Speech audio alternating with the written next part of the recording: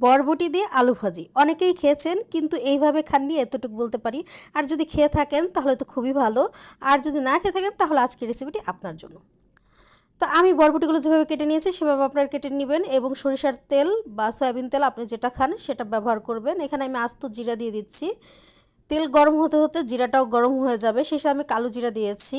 আমি আস্ত শুকনো মরিচটা কেটে দিব এখানে। আমি যেভাবে কেটে দিলাম ঠিক সেম ওইভাবে দিতে হবে, তাতে টেস্ট দ্বিগুণ হবে। আপনি কিন্তু অন্যভাবে যদি দেন তাহলে কিন্তু বলতে পারবেন না যে আপু টেস্টটা ভালো লাগেনি।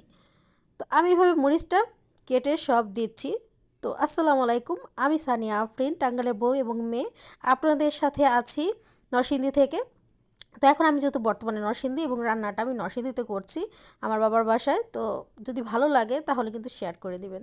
তো ধন্যবাদ। তো এই যে দেখুন মরিচগুলো কেটে আমি আস্তে আস্তে মরিচগুলো শুকনো মরিচগুলো দিয়ে ভেজে নিচ্ছি। যখন একটু কালার হয়ে যাবে, মানে একটু গাঢ় হয়ে যাবে, তখন এতে আমি পেঁয়াজ রসুন এগুলো ছেড়ে দিব। ঠিক আছে, পেঁয়াজ রসুন, রসুন বলতে কি একটু 2-1 ফালা রসুন আপনি কেটে নেবেন, কুচি কুচি করে নেবেন। আর হামানদিস্তা থাকলে সেখানে একটু ছাঁচা দিয়ে নিতে পারেন, তাতে টেস্টটা দ্বিগুণ হবে। তো আমি পেঁয়াজ আর রসুনটা দিয়ে দিয়েছি। দিয়ে দেওয়ার পর দেখছেন এটা আমার সরিষার তেলে রান্না করা, এর জন্য এমন বোঝা যাচ্ছে না ভিতরে, কারণ হচ্ছে সরিষার তেল আমি বাসায় বেশি খাই। তো এটা নাড়াচাড়া করে ভালো করে একটু ভেজে নিব। ভেজে নিলে, কারণ এখানে যে মশলাটা আমি দিয়েছি যেমন কালো জিরাটা, এটা সব একটু যখন গ্রানটা আসবে, একটু হালকা হালকা গ্রান আসবে, তখন আপনি এতে আদার্স মশলাগুলো দিয়ে নেবেন। যেমন আমি এখানে একটু লবণ, একটু হলুদের গুঁড়া, এগুলো আমি অ্যাড করে নিব। ঠিক আছে, খুব বেশি পরিমাণ মশলা দিবেন না, একদম হালকা মশলা দিয়ে রান্না হবে, মানে ভাজিটা হবে একদম হালকা মশলা দিয়ে। তো এই যে দেখেন আমি এখানে কিন্তু কোনো প্রকার অন্য কোনো মশলা দিইনি, আমি জাস্ট একটু হলুদের গুঁড়া দিয়ে নিলাম। হলুদের গুঁড়া দিয়ে নিয়েছি, কিন্তু আমি এখানে কোনো শুকনো মরিচের গুঁড়া বা কোনো, কারণ আমি আস্ত শুকনো মরিচটা দিয়ে দিয়েছি, তার জন্য আমি শুকনো মরিচের গুঁড়োটা দিব না। তো আপনারাও ঠিক শুকনো মরিচের গুঁড়ো বা অন্য কিছু দিবেন না, এমনকি কোনো জিরা বাটা, আদা বাটা, রসুন বাটা কোনোটাই ব্যবহার করবেন না। আমি যেমন করে দিয়েছি সেম এইভাবেই দিবেন।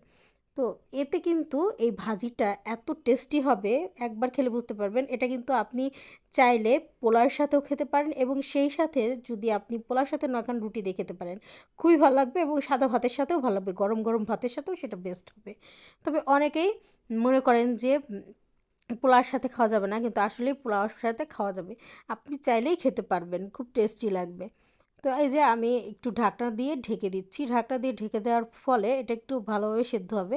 সেদ্ধ হওয়ার পর আমি ঢাকনাটা এই যে উঠিয়ে দেব। তো এইখান থেকে যে হালকা পানিটা আসবে সেটাতেই এটা সিদ্ধ হয়ে যাবে, কারণ আলু আর বটবটি সিদ্ধ হতে একটু সময় লাগে। তো আমি আবার ঢেকে দিব, যতক্ষণ না হওয়া পর্যন্ত আমি ঢেকে দিব, এবং ফাইনালি আমার যখন হয়ে যাচ্ছে তখন আমি একদম উঠিয়ে ফেলবো। এই যে দেখুন বরবটি ভাজিটা ঠিক এমন কালার হলে আপনি সেটা নামিয়ে ফেলবেন, উঠিয়ে ফেলবেন, বুঝবেন যে হয়ে গেছে। যখন একটু দেখবেন লালচে লালচে কালার হয়ে গেছে বরবটিটা আর আলুটা, তখন ভাববেন যে হয়ে গেছে। তো এই যে দেখেন কত ইয়ামি হয়েছে, খেয়ে অবশ্যই জানাবেন কেমন লাগলো আজকের ভিডিওটি।